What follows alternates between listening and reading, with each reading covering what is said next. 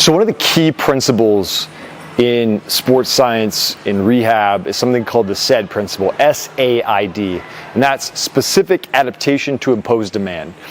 And we use that principle because we know that any adaptation can be created with the right load and the right demand.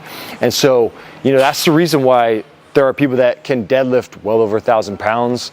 It's also the reason why gymnasts exist, and gymnasts can, do the splits, but they have incredible strength, or people can hold their breath for, 10 plus minutes.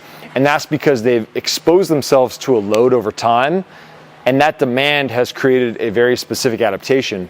So if I want my Achilles tendon to get really strong and really resilient, I've got to expose it to the right load over the right period of time, and that demand on the tendon will create adaptation.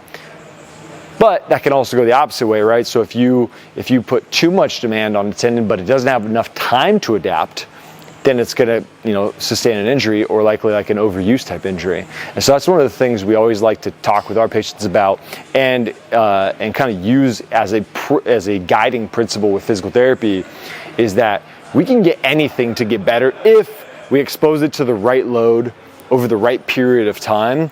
And so that's something you guys should be thinking about when you're programming your physical therapy. And I say programming because I think a lot of us as physical therapists go into sessions without a plan, especially a macro plan, let alone a micro plan, right? Like a lot of physical therapists walk into a session without even having a day planned out, let alone the week, the month, or the entire rehab cycle planned out, which I think should be happening, because the only way to get me back to sport is to know all of the steps and plan them throughout.